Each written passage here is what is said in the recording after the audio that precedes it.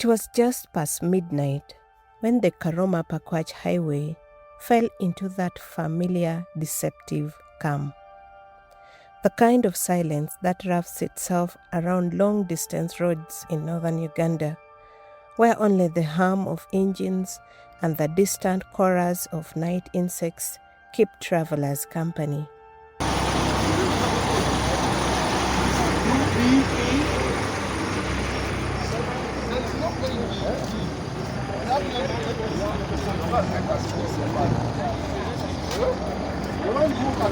If you feel you cannot travel, please. There are vehicles coming to take people to hospital.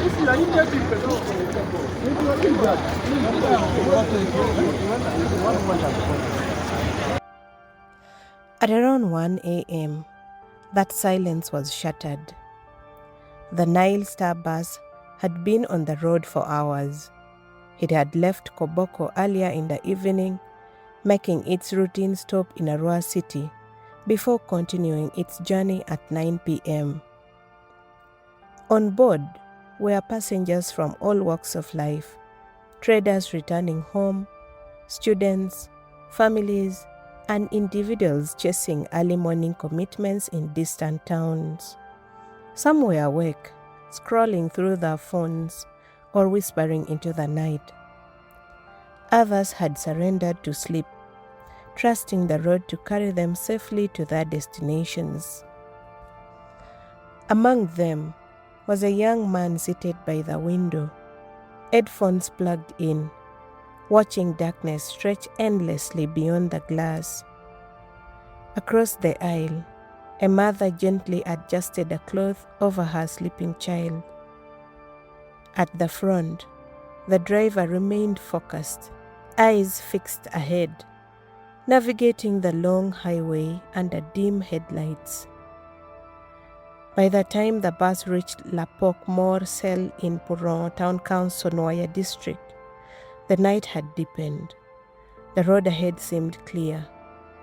But like many highways at that hour, it held hidden dangers. According to survivors, it happened in seconds. The bus approached another vehicle moving in the same direction. Perhaps the driver judged the distance. Perhaps he believed the road ahead was free. He made the decision to overtake. For a brief moment, everything seemed routine. Then headlights appeared, bright, sudden, unforgiving. An oncoming trailer truck was heading towards Pakwach, its massive frame cutting through the darkness. There was no time, no space, no second chance. Passengers who were awake felt it first, the sharp swerve, the sudden tension in the air. Those asleep were jolted into terror as metal screamed against metal. The crash was violent. A deafening collision tore through the quiet night, sending shockwaves across the highway. Glass shattered, steel twisted. The bus crumpled under the force, its front end taking the worst of the impact. And then silence again. But this time it was different, not peaceful, not calm, heavy, broken.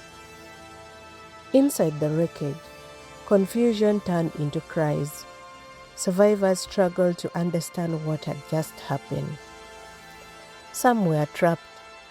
Others crawled out through broken windows, their bodies bruised, their minds still trying to catch up with reality. The young man with headphones found himself on the ground, his ears ringing, the music long gone.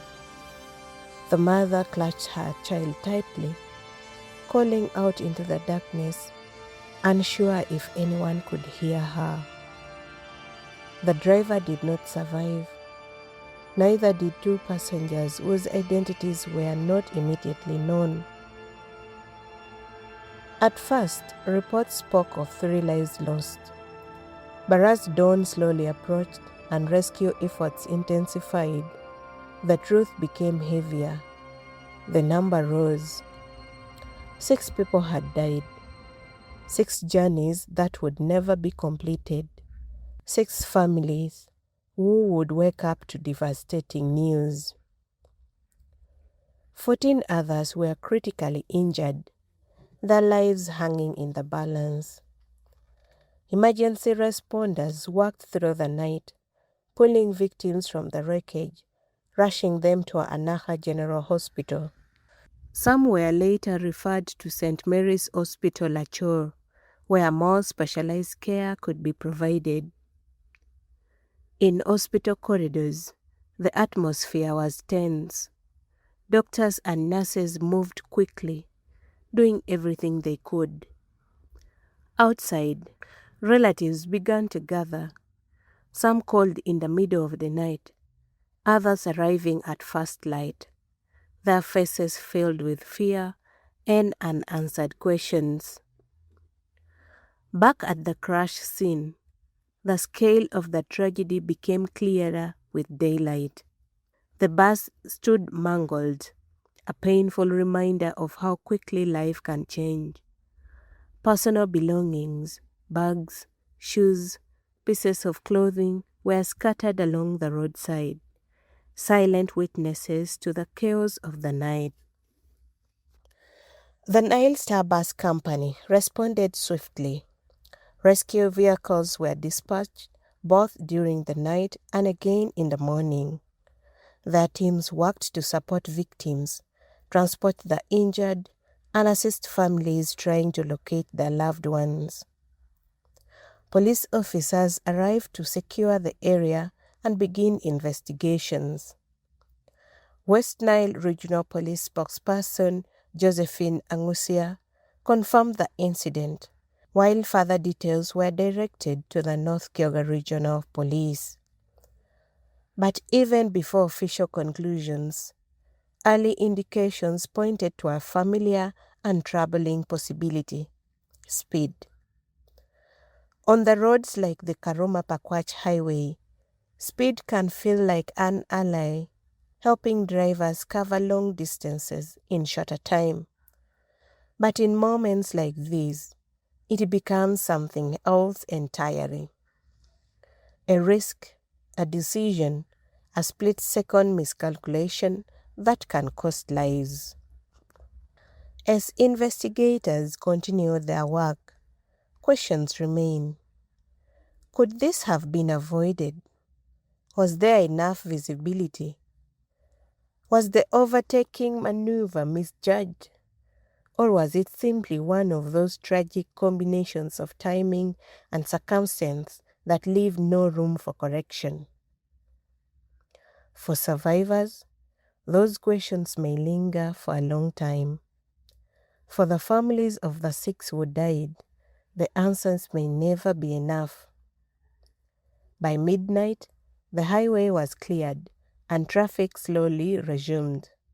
Vehicles passed by, some slowing down briefly, drivers glancing at the site before continuing their journeys. The road, as always, moved on. But for those who were there and those connected to the victims, nothing would be the same. Because on that early Monday morning, along a quiet stretch of road in Nwoya District, lives were changed forever, and the silence that followed still speaks. Uganda Radio Network will continue following up on this story and bring you timely updates. Don't forget to like, comment and subscribe for more breaking news and in-depth stories.